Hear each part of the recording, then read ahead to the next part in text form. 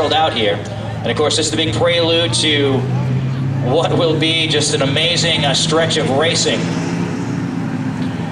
Coming up on Thursday, it's the Pro All-Star Series midweek show. It's the midweek series open. So you'll see, stars from this racetrack and drivers from all different racetracks in the state of Maine, New Hampshire, and maybe even, further than that. Who knows? Who knows what we'll see on Thursday?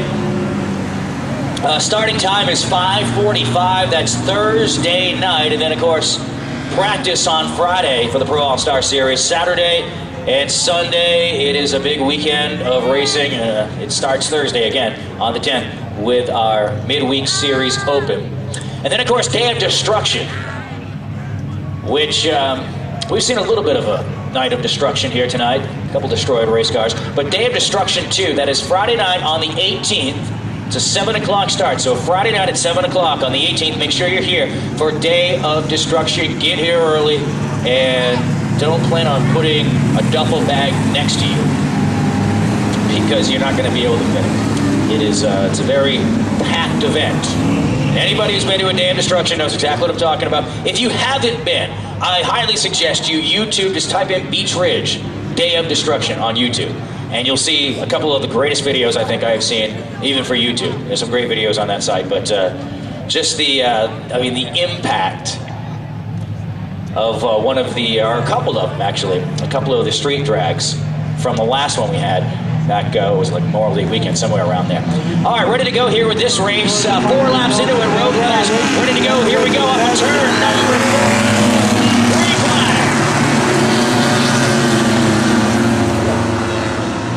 Ryan Graffel takes over the top spot. You got the number 2 of Dave Cameron moving down to the inside. Clayton Lubier in 3rd. Here comes Ray Letelier up the inside, and he's got Sean Brackett right behind him. Your 2 championship leaders off of turn number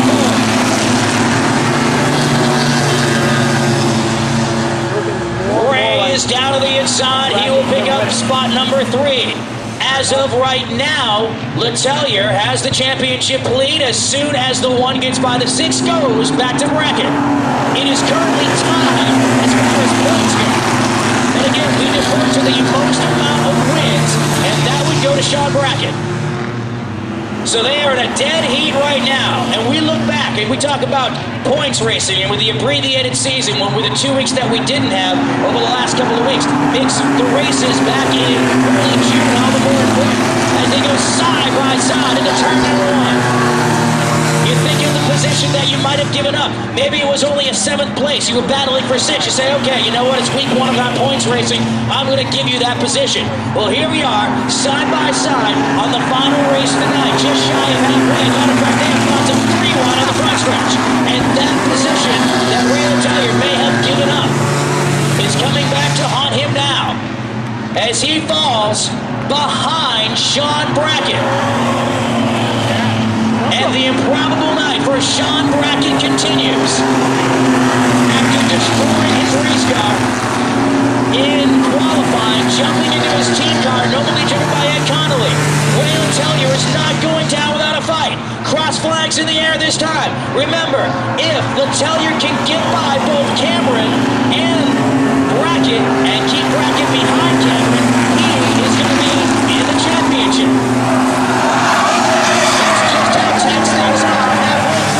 And if we stay caution-free, in about 5 minutes, not even, we're going to have a new champion. May not be the same champion as last year, but again, maybe. Spins right in front of the leaders.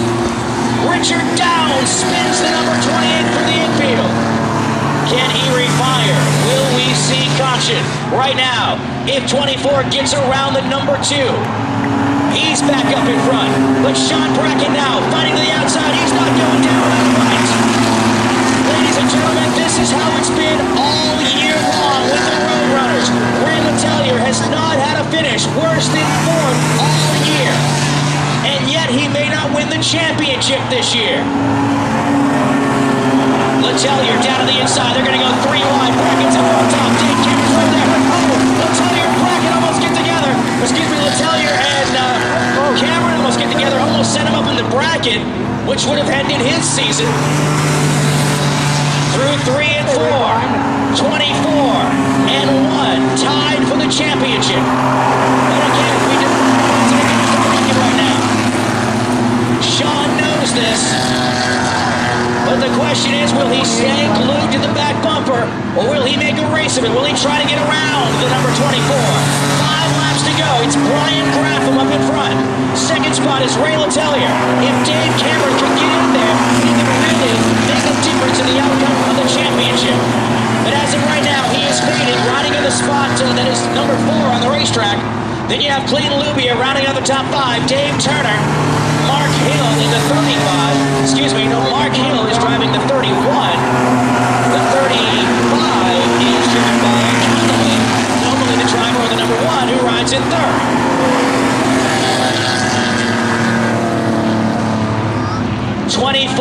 of Ray Letelier. Again, put yourself in his shoes.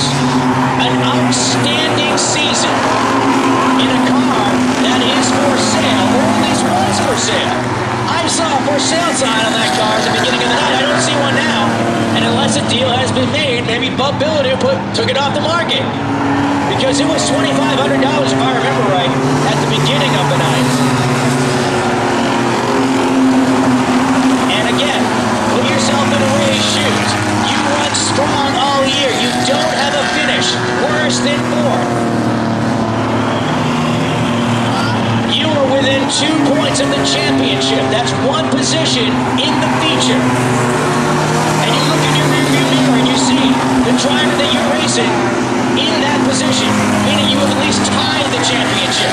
But the problem is, Brackett was the winner 5 times this year, as Brian Graffam takes the checkered flag, and unofficially coming off of turn number 4, Sean Brackett would be the champion.